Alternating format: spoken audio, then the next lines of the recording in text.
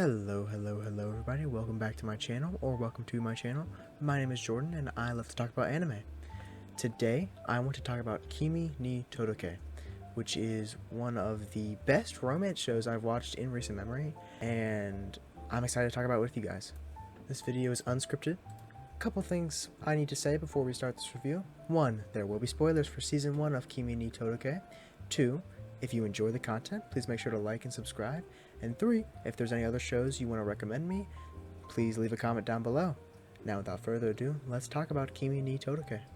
Now, a brief plot summary of Kimi ni Todoke is we follow a high school girl named Sawako, who is sort of a loner. She doesn't have any friends in her class, and all her classmates call her Sadako because she looks like the girl from The Ring. One day, she talks to a boy named Kazehaya, who is sort of like the popular guy. He's friends with everyone, and they have a normal interaction, which is pretty unique for Sawako, and she begins to have a friendship with this guy, and eventually she comes out of her shell more, she makes more friends, and a love between Sawako and Kazehaya blossoms over the course of Season 1. So over the years, I've not been a huge fan of romance anime. I think a lot of them tend to meander. It's like, oh, I like this person, oh, I like you back, but we're not going to communicate.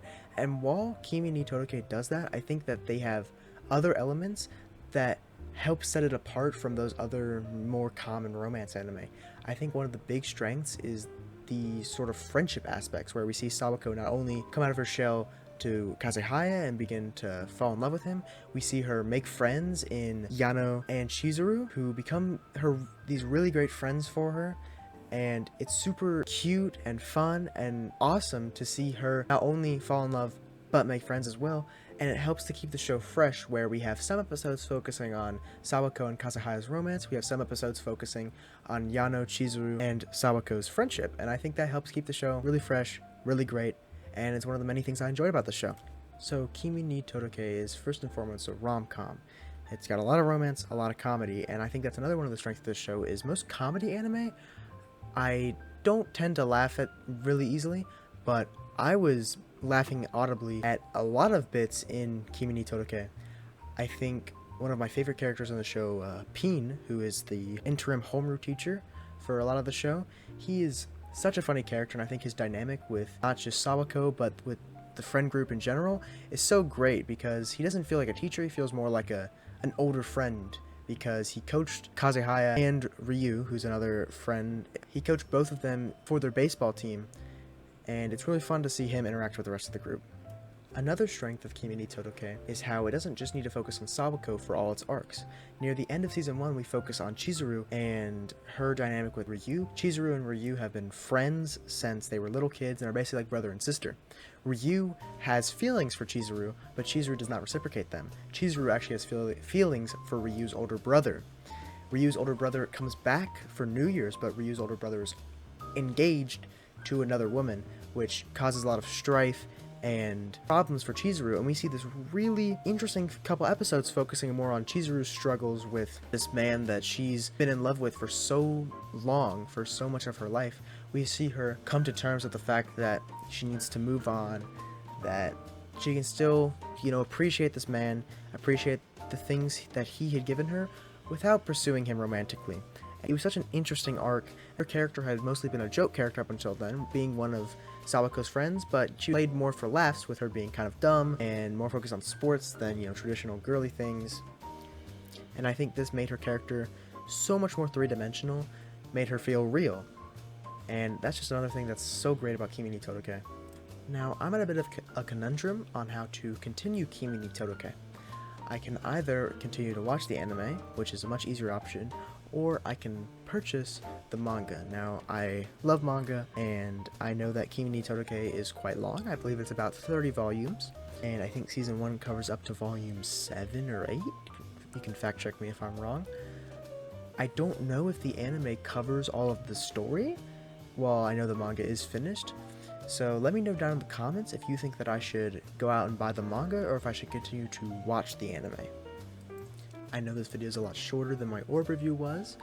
I had a lot more to say there. I think Kimi ni Todoke, while there's nothing that is so amazing that I need to gush about it for 20 minutes, I think that it's just such a fun and comforting and funny and chill show that I would definitely recommend to anybody that loves comedy or loves romance or just wants a fun little show.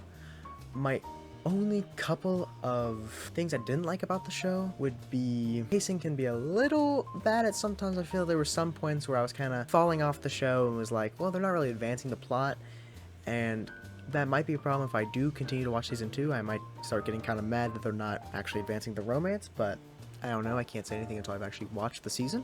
I think that there wasn't that many issues with it.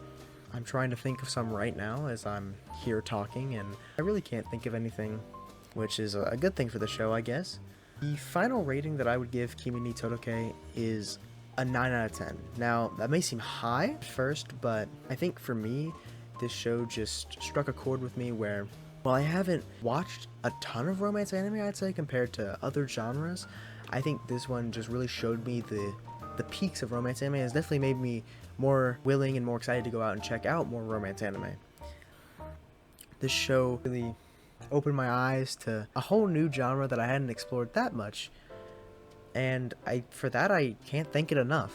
My final thoughts would be Kimi ni Todoke is such a great show because not only are the characters so cute and funny and real, but it helps you sort of recontextualize your friendships, your life.